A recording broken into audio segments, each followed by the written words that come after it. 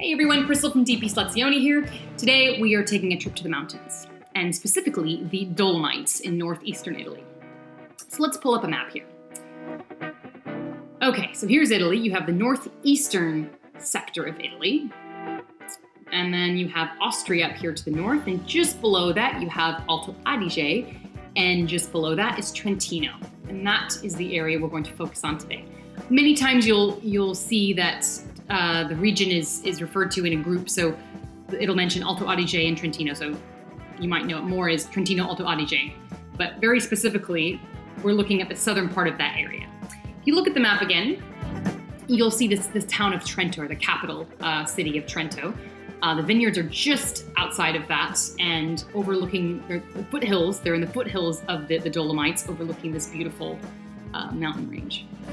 Arguably one of the most beautiful mountain ranges in the world, according to UNESCO, myself, and aside from, of course, the winemakers and many other people who visited. If you're a mountain person, whether you like to ski, whether you like to hike, or whether you just like to drink really good wine while looking at a beautiful mountain range, it's for everyone, in my opinion. So let's talk a little bit about the winery. Casata Monfort is the name of the winery, and they've been operating in this area for about 70 years. A lot of expertise, all family run. In fact, there's 3 siblings now who are running the show with winemaking, sales and marketing, hospitality. They do it as a team, and it's a remarkable team. So this family, they've been there quite a while. They know what they're doing. They know the ins and the outs of the mountains. Yes, they're visually, aesthetically incredibly pleasing, but also it's an area that you have different elevations. So on the higher side, you have about 18 peaks in the Dolomites that reach about 3,000 meters or 10,000 feet. So higher elevation gives you cooler temperatures, less oxygen. The grapes have to work a little bit harder. But then given the soil, you have this mix of like alluvial soils. You have some sand, you have this rich minerality, you have rockiness. So there's a lot of minerality that you find throughout this area and throughout the wine. So you have these sort of cool climate wines that just have this lovely brightness, this lift from the minerality, incredible elegance, and overall pretty amazing character. And did I mention value? So specifically this line, the Casata Monfort line, the very best grapes go in to make these wines. That doesn't mean that they have to be expensive. Both of these wines, the Teroldego and the Pinot Grigio, and others in this line, retail between $16 and $20. So it's not, you don't have to break the bank to buy these wines. And that's one of the key things that the winemakers want is accessibility. So although yes, they want to make the very best wines they can from classic grape varieties in a classic manner, they still want it to be very accessible for restaurants, for private consumers, for retail shops, and that is exactly what they are. So diving in a little bit more on the Pinot Grigio first. So you might be noticing this color, thinking, I've never really understood why there can be Pinot Grigio rosé if it's a white grape. Now this is true, it is a white grape. But if you think about the name, Grigio, if you don't, or in French, Gris, Pinot Gris. Gris means gray, Grigio means gray. If you look at the skins of a Pinot Grigio grape, you'll see this pinky gray color.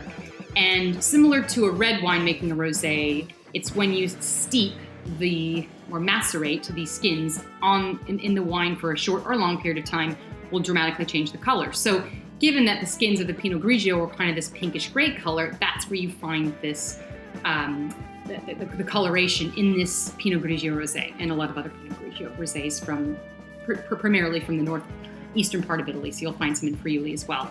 Occasionally you'll see the word ramato on the bottle as well. And ramato just means copper because it's this very distinct kind of salmony, pinky, coppery color that's quite unique and iconic in these wines. So just like in the south of France, you think of Domaine Haute, you think of some of the other popular more historic producers that make great rosé. A lot of them have a very specific color, and there's a lot of people who shop specifically for that color.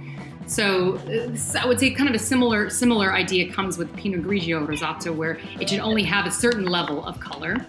And the idea is that you get the same personality, the same brightness, that same zesty kind of character that you would want in a great Pinot Grigio, but just has a little bit more weight, like just turning the volume up a little bit in complexity, but is by no means heavy or rich. It just gives you a little bit more than what you probably would expect from the Pinot Grigio.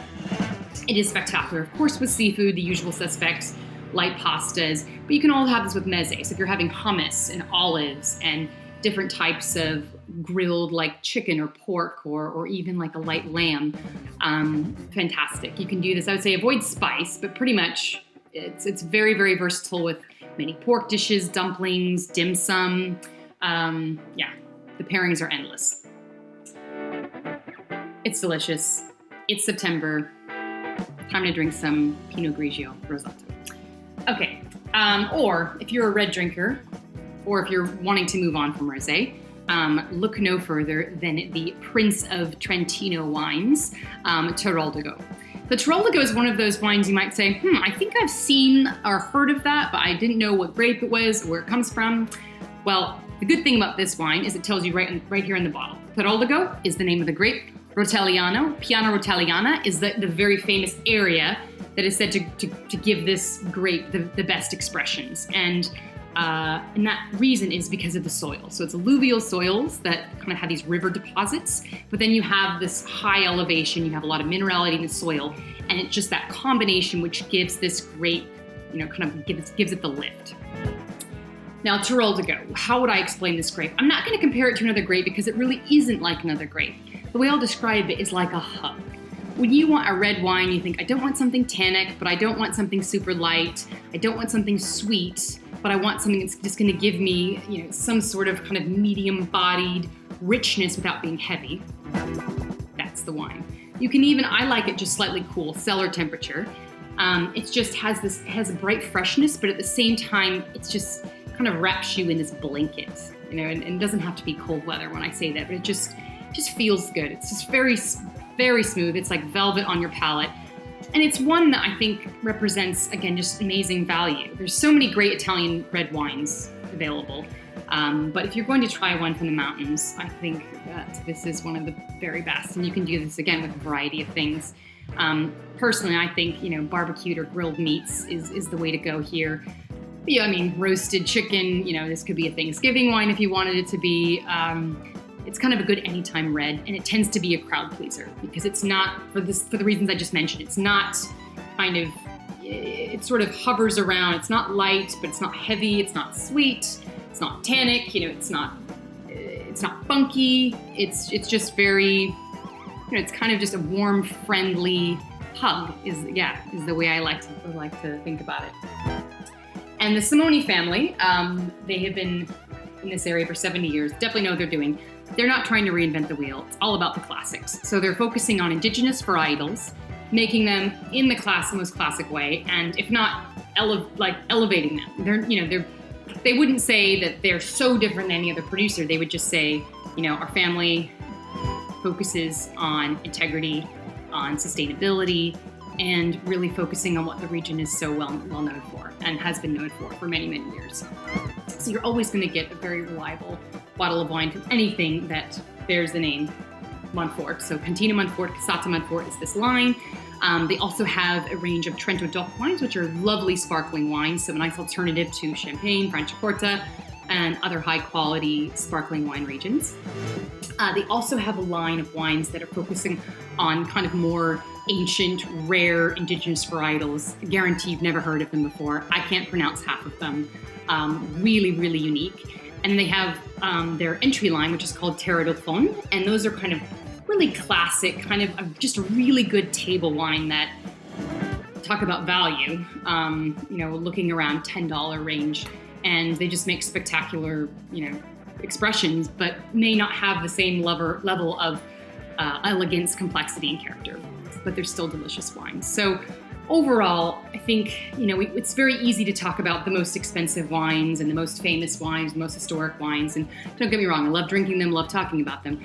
But I really like highlighting, some of the smaller guys, so to speak, who just make beautiful wines from their region. They're not looking to, like I said, reinvent the wheel, make things different, take the wines in a different direction. They're making their craft so perfectly. And if anything, they're just elevating it to be even better than we knew it to be. So Not only do you need to plan a trip to the Dolomites because it's amazing, you definitely should try to find some of these wines.